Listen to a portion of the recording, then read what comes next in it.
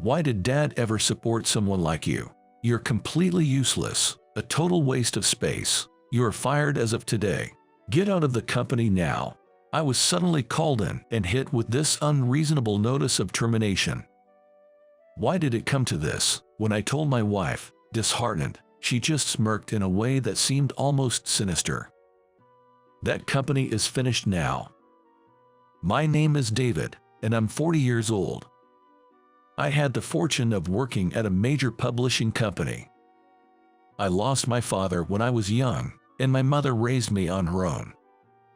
Being poor, I loved reading books at the library, where I practically lived. Books introduced me to various worlds and took me on countless adventures.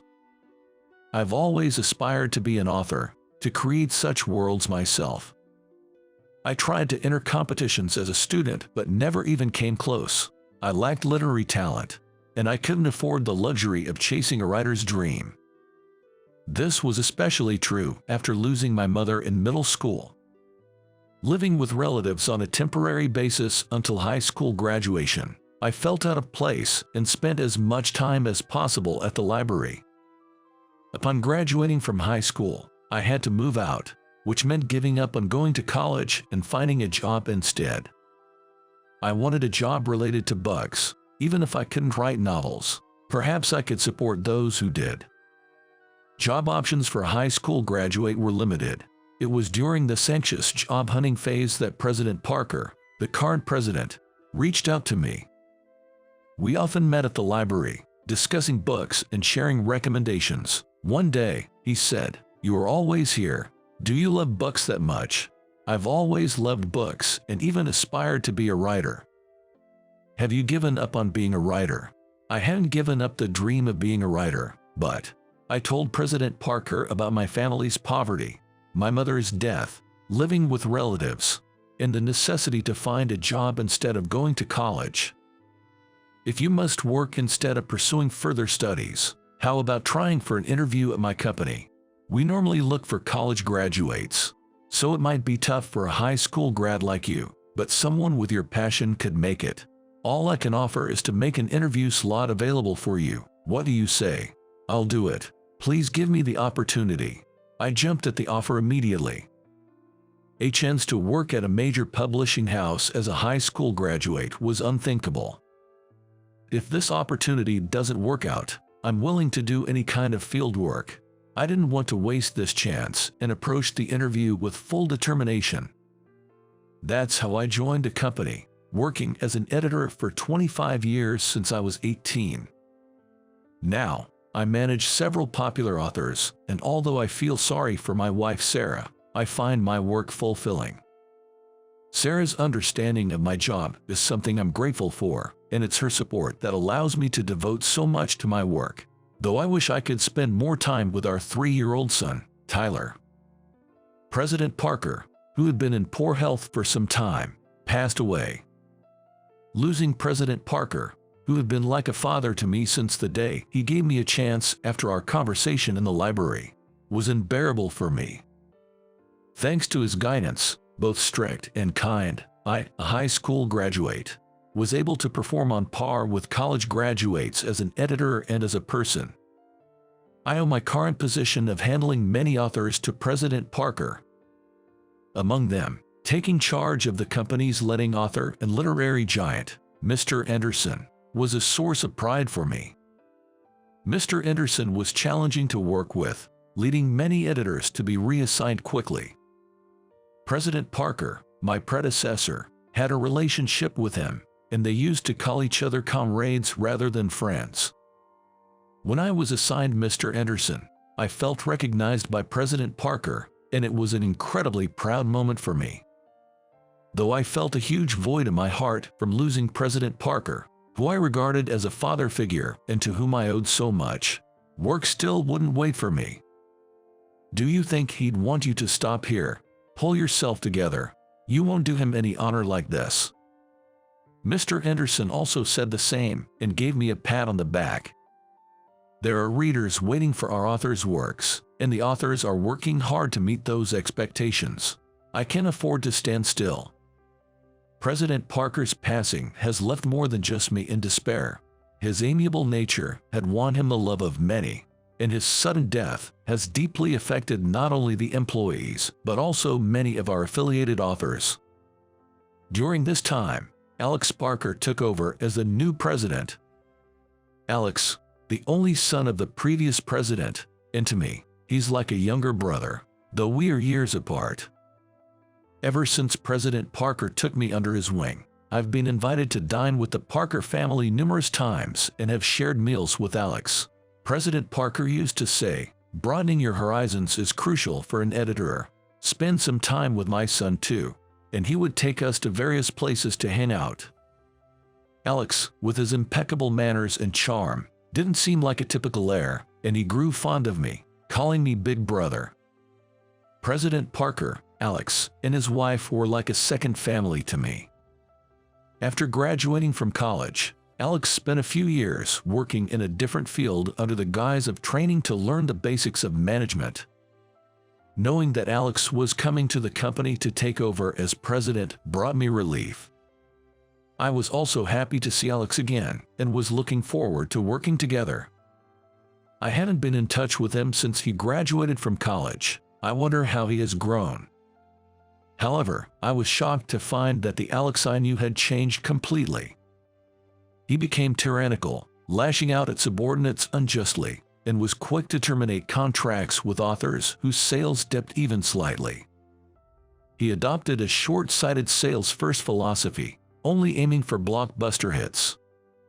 "This book isn't selling well. Who wrote this? We don't need such people in my company. Cancel the contract." But President Parker, this book was just released recently, and the author has produced numerous hits before. Shut up. What does it matter if they were successful before?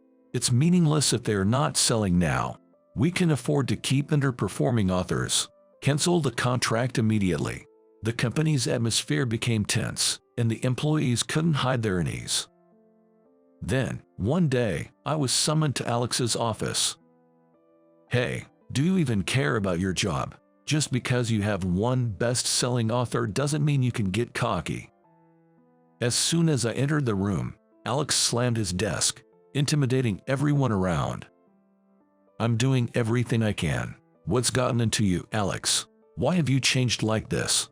I'm not the same person I used to be. Don't call me casually. I'm the president," Alex screamed, his face turning red.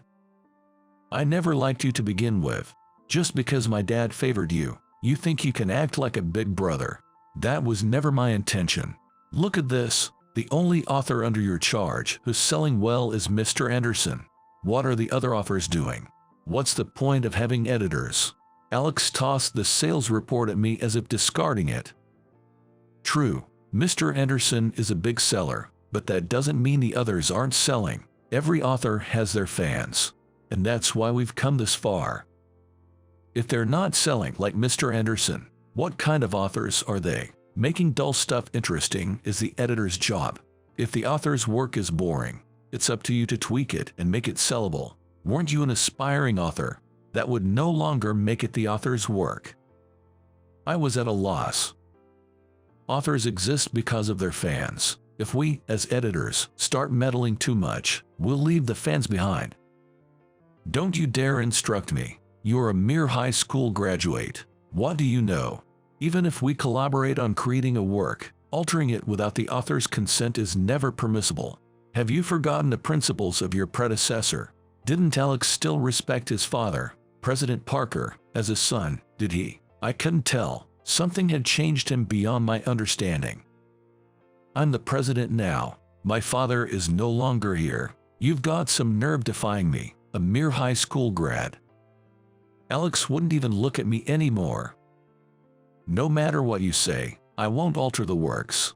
The predecessor treasured the author's originality above all, and I believe that collaborating while preserving that integrity is the editor's role.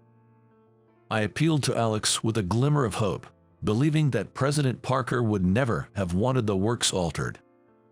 Why did my dad ever support someone like you?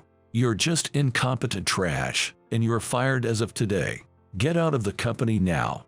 I never expected to leave on such bad terms and was deeply disheartened. Was I too naive to think we could understand each other if we just talked? Dwelling on it won't change anything. Being fired is a fact that won't change no matter how much I think about it. I have a family to consider. I gathered my belongings and left the company. I'm home. Sarah, I'm sorry to spring this on you, but I have something to tell you. Welcome back. Oh my, you look pale. What happened? As soon as I got home, I confided everything to my wife. She listened intently to the end, comforted me, and made some coffee. Even in such times, my wife remained kind and understanding, and her gentleness felt more profound than ever, given my disappointment with Alex's transformation. Yet, curiously, my wife had a mischievous smile on her face. "Het, that company is done for. David, you'll be busy again soon, so let's take it easy for a bit. Don't worry, everything will be fine," she said before leaving the room to make a phone call. A few days later, I received a call from Alex. "Hey, David, what do you think you're doing? Is this some kind of revenge? This is why high school grads are incompetent." It seemed that the authors I was responsible for had initiated a collective boycott, causing significant disruptions to the company's operations. And the ringleader appeared to be Mr. Anderson, the literary giant I had been managing. Of course, I had no knowledge of this. My wife, sitting across from me, smiled triumphantly. Mr. Anderson, the company's flagship author, is a living legend whose works will be celebrated for centuries, thanks to his numerous awards, including the Nobel Prize. His influence among authors is immeasurable. With Mr. Anderson leading the charge, the uproar was significant, and the boycott quickly became a hot topic in the media. However, the boycott wasn't just due to Mr. Anderson's influence. The alterations Alex had instructed in the work were exposed to both the author and the readers after publication. Every author has their fans, and fans can tell when a work has been altered. "I read your new work. You've changed your style quite a bit, haven't you? I preferred your previous style." In this era of social media, such direct feedback from readers can make authors suspicious. One by one, the alterations came to light, and the uninformed authors were furious, leading to a massive scandal for the company. Not only did the authors lose faith in Alex's company, but so did the readers, resulting in the company's bankruptcy and its eventual absorption by a larger entity. Alex was forced to resign, and all executives involved in the alterations were dismissed, left to fend for themselves. A few days after the scandal, I visited Mr. Anderson's home. "Mr. Anderson, I can't thank you enough for everything." "What are you talking about? Even without my intervention, that company would have collapsed sooner or later. I just added a bit of flair to the proceedings. More importantly, you're an exceptional editor who has always worked with the same passion for books as the authors themselves, regardless of our familial connection. Any company foolish enough to fire you is making a big mistake." And there's my father-in-law, Mr. Anderson, laughing heartily. "It's been 15 years since I joined the company, and 10 years since I became Mr. Anderson's handler. Even on that day, Mr. Anderson praised me just like this. 'David, how long has it been since you became my editor?' It's been 10 years. I've learned so much from you, Mr. Anderson." "Is that so? You've always been so humble. I have a serious proposal for you, and I won't force you, but please give it some thought." And that's how I was introduced to Mr. Anderson's daughter, my now wife, Sarah. He saw potential in me as a marriage partner based on my character and work ethic. Although we were only slightly acquainted from my visits to their home, a 5-year courtship followed, leading to our marriage. On the day I was fired, the person my wife was calling was none other than Mr. Anderson. She had been consulting with her father about the company's internal affairs, which I had shared with her, and Mr. Anderson had been concerned about the company's future ever since the predecessor's passing. As a result, the company's disregard for its authors became public, and Alex was forced to resign, leading to the company's bankruptcy. After the scandal, I became the president of the merged company, thanks to Mr. Anderson's strong recommendation. I'm navigating through each day with little understanding of management, constantly learning and keeping busy. Thanks to my diligent and honest work ethic, I've earned considerable trust from the offers I've managed so far and am gradually regaining my former self. We're also focusing on training new recruits to prevent past mistakes. Despite the overwhelming workload, I find fulfillment in facing this critical juncture. One day, a subordinate rushed into my office. "President Johnson, among the job applicants, it seems Alex was among those scheduled for an interview in a few days." "Alex, huh? All right, I'll talk to him." "Really? After everything he did? Are you sure?" "It's okay. He's actually the son of the former president, Mr. Parker, and was raised almost like a brother by him.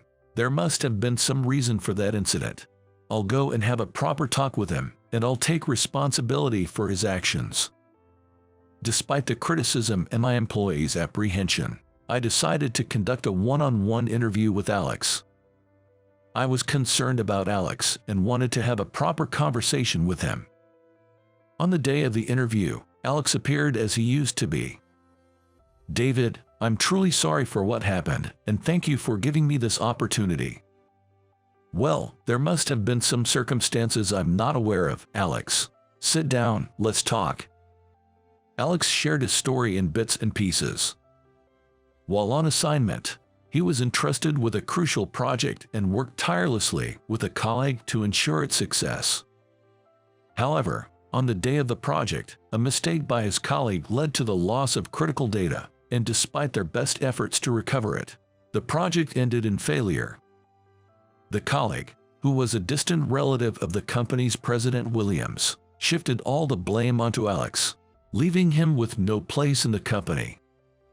Then came the news of his father's passing. The project's failure had already eroded Alex's confidence, and he found himself unable to trust anyone, making the prospect of taking over the company daunting.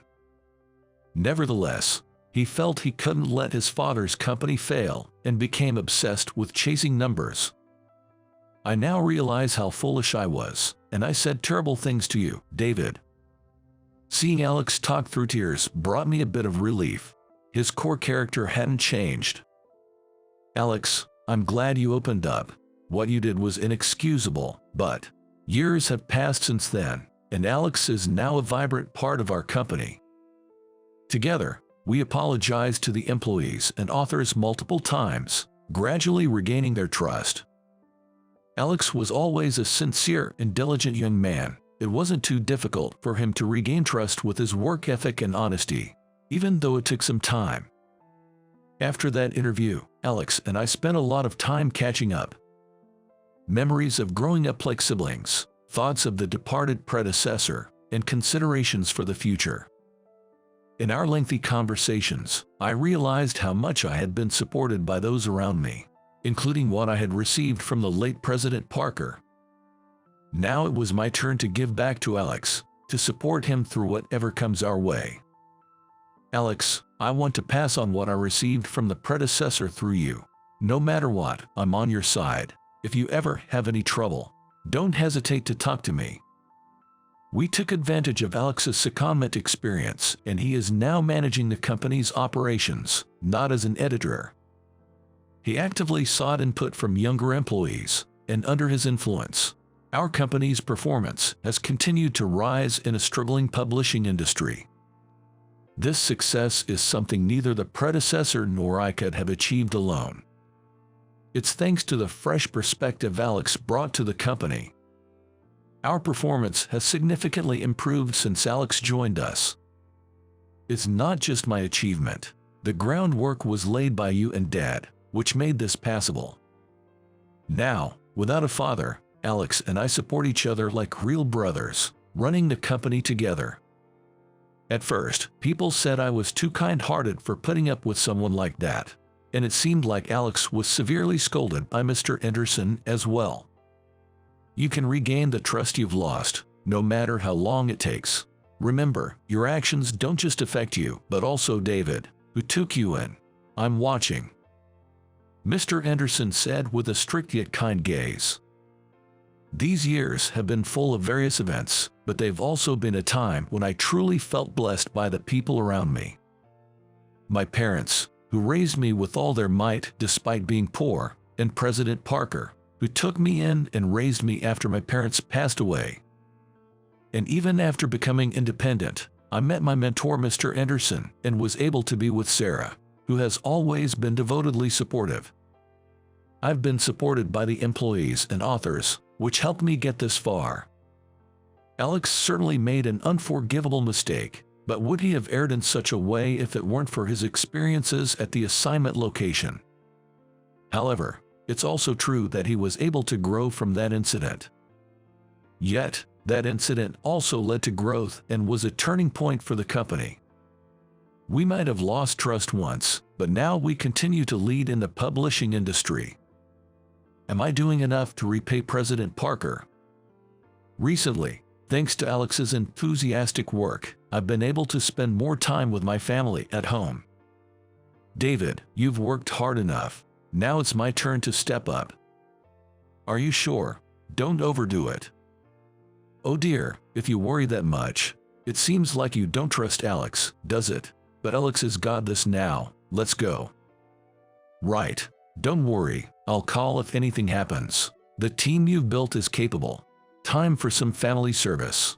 Today, we're off on a family vacation, thanks to Alex and the team who made sure I could take some time off. All right, I'm leaving things in your hands for a while. See you soon. Living honestly and with integrity has brought me this far. Grasping my family's hands, I cherished the blessings in my life.